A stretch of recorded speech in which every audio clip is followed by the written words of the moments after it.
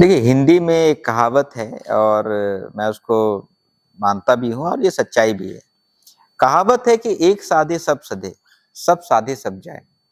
जब आप एक चीज़ को साधते हैं तो वो 100% सधती है और जब मतलब यही है कि हम एक नाव पे पैर रखेंगे, तो वो उसके रिज़ल्ट अच्छे होते हैं और जब आप बहुत सारे नाव पे पैर संभव ही नहीं है, 2 नाव पे पैर रखेंगे तो उसके रिज़ल्ट हमेशा वो डुबाने वाले होते हैं। ऐसे ही किताबों को चयन को लेके है। मेरे से बच्चे पूछते हैं सर कौन-सी किताब पढ़ें? जैसे जब यूपीएससी की तैयारी हम लोग करते थे, तो संविधान की बहुत सारी किताबें हैं मार्केट में। जैसे कि सुभाष कश्यप की भी किताब है, डीडी बसु की भी किताब है, टाटा मैकग्रा-हिल की भी किताब है और भी बहुत सारी किताबें हैं। तो किताबों के चयन के लेके मैं सबसे पहले किताबों के चयन पे बोलूँगा और किताबों को पढ़ने को लेके। ये 2 अलग-अलग बिंदुओं पे मैं बहुत क्लियर कर देना चाहता हूँ। किताबों को चयन को लेके बोलूँगा कि आपको कोई भी एक ऑथेंटिक किताब चयन करना है। मैं फिर से रिपीट करूँगा कि कोई भी ऑथेंटिक किताब को आपको चयन करना है। और दूसरा पॉइंट उस किताब को आप 10 किताब मत पढ़िए। 10 किताब मैंने जो बोला एक साधे सब साधे जब जाए, आने वाले समय आगे वाले वीडियोज़ में मैं रूल ऑफ 10% भी बताऊँगा। लेकिन सबसे जो इम्पोर्टेंट चीज़ है कि आप कोई भी एक ऑथेंटिक किताब का चयन कर लें, वो कोई भी हो सकती है। और 10 किताबों की जगह पे एक ऑथेंटिक किताब को आप 10 बार पढ़ें।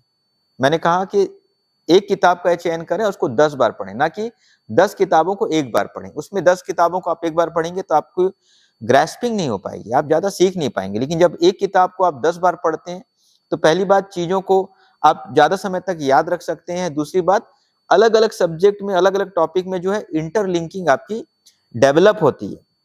ये बहुत इम्पोर्टेंट है किताबों को चयन को लेके।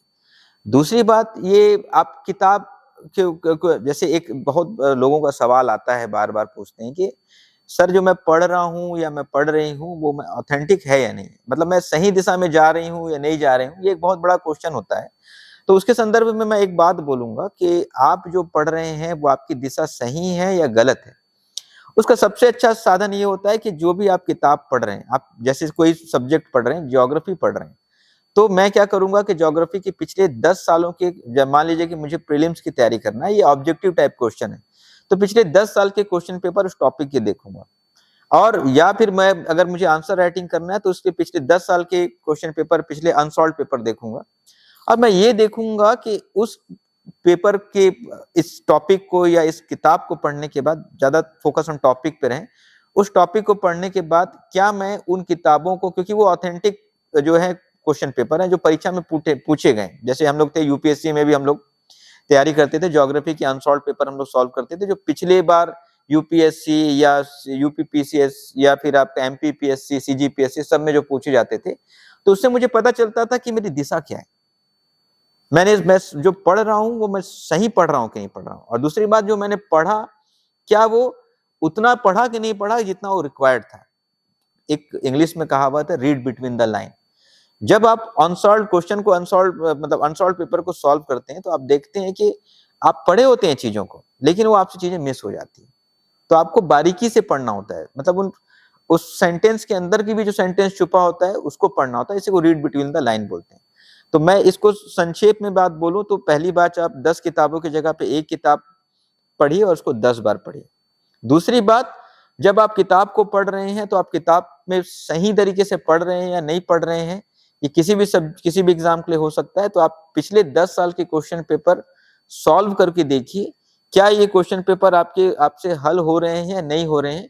यदि आप उन क्वेश्चन पेपर को जो ऑथेंटिक क्वेश्चन है, जो एग्ज़ाम में पूछे गए हैं, यदि इन क्वेश्चन पेपर को आप सॉल्व करने में सक्षम हैं, तो आप सही डायरेक्शन में। और अगर उसको नहीं सॉल्व कर पा रहे हैं, तो आपकी डायरेक्शन को आपको सुधारने की आवश्यकता है। ऐसे ही किताब की भी बात है, किताब में भी एक जैसे कोई एक टॉपिक की बात हम कर लें, तो टॉपिक के साथ-साथ उसके साथ अतिरिक्त चीज़ें भी दिए रहते हैं।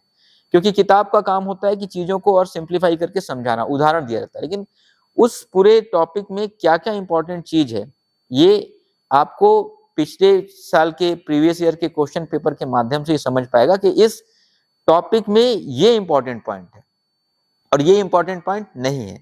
तो आपको इससे किताबों को पढ़ने की टेक्निक भी डेवलप हो जाएगी।